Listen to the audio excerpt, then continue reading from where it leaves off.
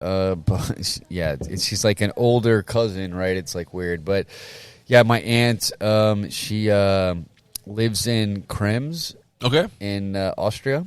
She has an apartment in the city in Vienna, which is about a 1.5 hour train ride to Brno, which is about 20 minutes from Strelice, which is where the Jetser factory is. So correct me if I'm wrong, but Vienna's like the financial capital of Europe, right? Vienna's the heart. I've been to Austria, I've been to Salzburg, been to Innsbruck, but I've never been to Vienna. Dude, Vienna was the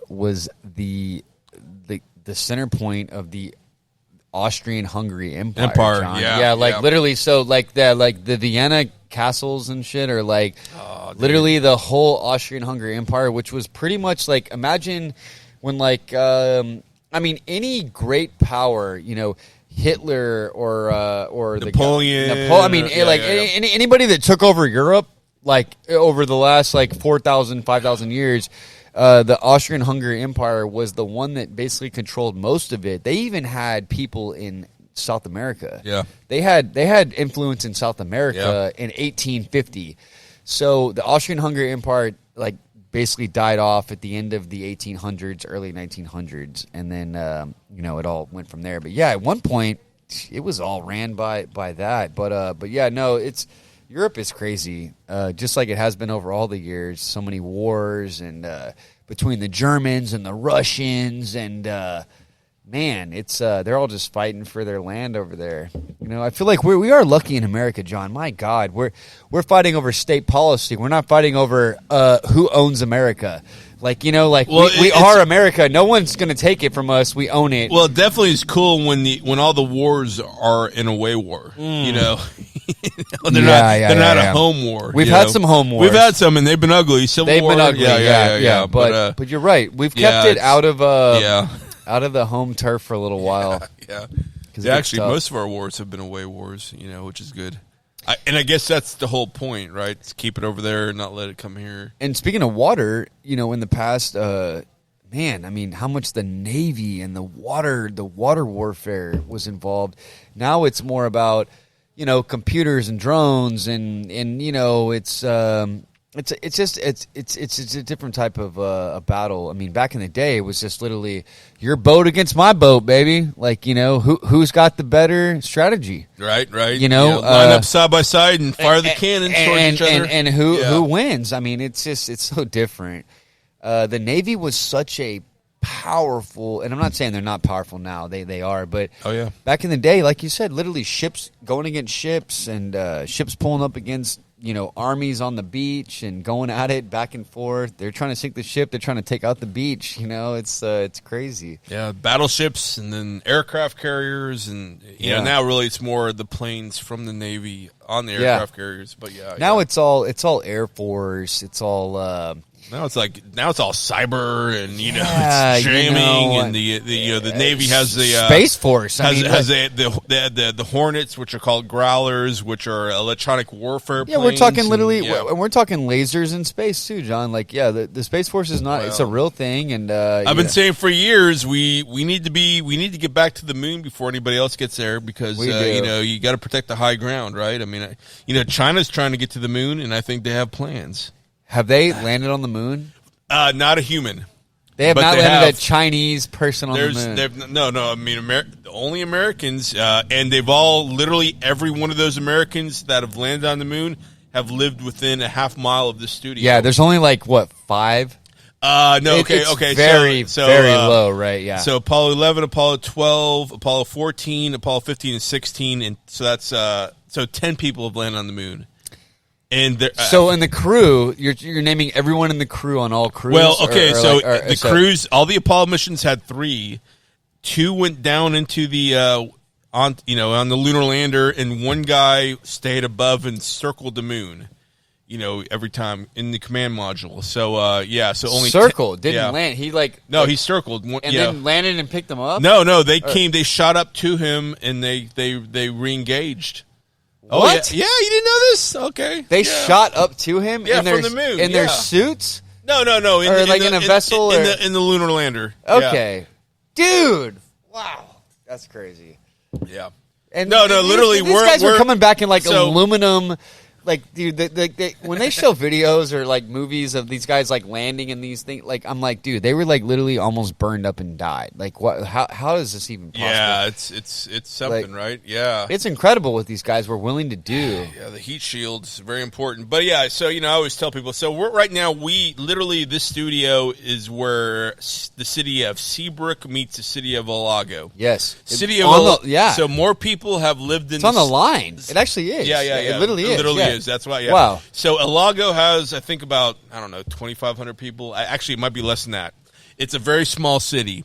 It's so small that it's like 3,200. Yeah, it's not even that big. It's like 25. It doesn't have its own police force. It doesn't have its own post office. But what does it have? More people who have been to the moon have lived in the city of Olago in the state of Texas than any other city on any other planet on Earth. On Earth, yeah. Boom, boom, boom, boom. Dude, I love it. Literally, I live across the street from the house that one of the command module pilots lived in. I live about 10 houses down from the house that Neil Armstrong lived in, or his family lived in when he landed on the moon. Yeah. I live a couple further houses down. A lot of people think Nassau Bay, and there is a lot of astronauts in Nassau Bay. There's a lot in Nassau Bay, which is a mile from here. The first pilots, though, that piloted these space shuttles, right, they were in Olago. Yeah, so Olago's deeper than Nassau Bay. I'll break down the whole Olago-Nassau Bay debate. Now, technically, more people debate. So a couple people lived in both Olago and Nassau Bay. Like Buzz Aldrin lived in Nassau Bay. He also lived in Olago. So anyway, but more people lived in Olago that went to the moon. So what that means is that includes the Apollo 13 crew that circled the moon. That also includes all the command module pilots that never landed on the moon that I'm talking about. Now, if you're talking about strictly people that because they're part of the crew, and they went on the moon. They were literally in the moon's gravitational. They were circling the moon. They went to the moon. Right. Now, if you're talking about people that actually touched foot on the moon, Nassau Bay has a one person edge over Olago. Wow! Damn it.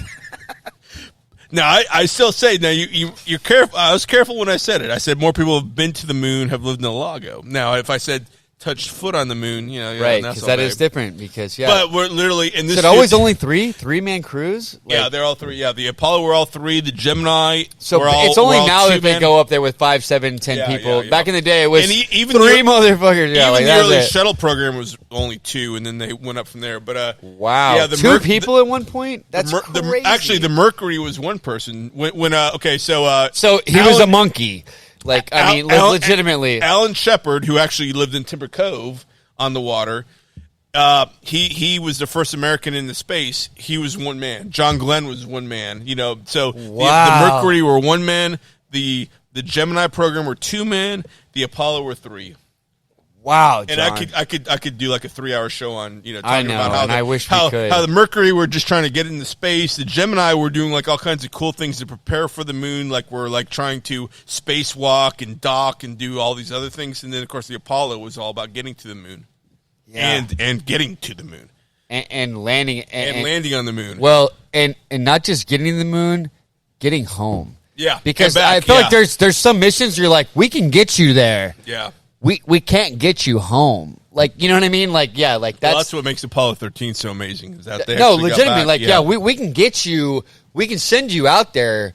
We don't know if we can get you back. Yeah. Like that's the thing. Like, there's a risk, I've interviewed a number of astronauts. I've talked to a lot of people about this. What's the most gutsiest space flight ever, right? So there's Apollo. Okay, so you have the first Mercury, Alan Shepard. That was very gutsy. Yeah.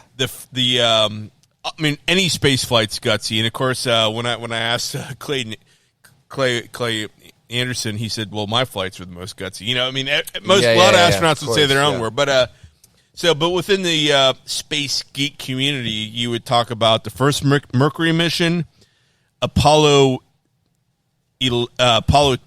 11, which was the one that landed, Apollo 8, which was the first one that left Earth's atmosphere and actually went to the moon. That was a big deal. That was part of that huge. Movie, right? That was the biggest. Yeah, it was an impromptu. So we had actually SR-71 or YouTube footage that the Russians were about to. They had a big old fucking space rocket on the launch pad ready to launch. So Apollo 8 wasn't supposed to go to the moon. It was going to be like another orbital space flight, and they decided, let's go to the moon. You're going to orbit the moon. So it's the first time that literally humans ever left Earth's atmosphere. Right. Yeah. Into the moon's atmosphere. And they were all Alago residents. So that's the other. Yeah. So Apollo 13, and actually, the one guy that Tom Cruise plays in the Apollo 13 movie actually was in Apollo 8 too. Wait, Tom Cruise? Not Tom Cruise. Tom Hanks. Tom Hanks. Sorry, my bad. Yeah.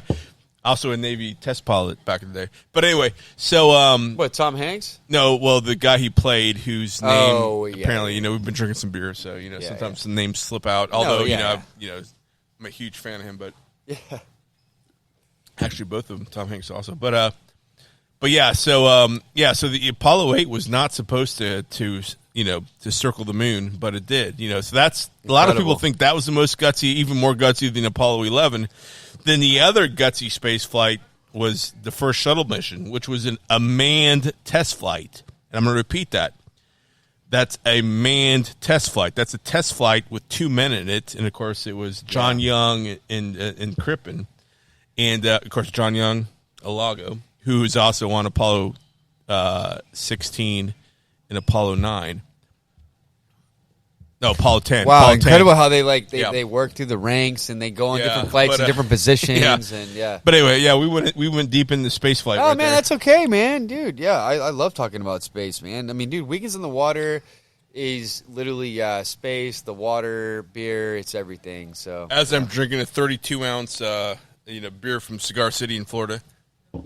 Yes, sir. What is that? That's I've never. No. That's that. Ali. It's like it's that halala. It's like the halala, sport, right? Yeah, it's like that weird sport or something. Yeah, it's a very popular beer. I like it. Although after having a couple hazies, and you have one of these IPAs, you're like, woohoo! Yeah, catches up with you. But man.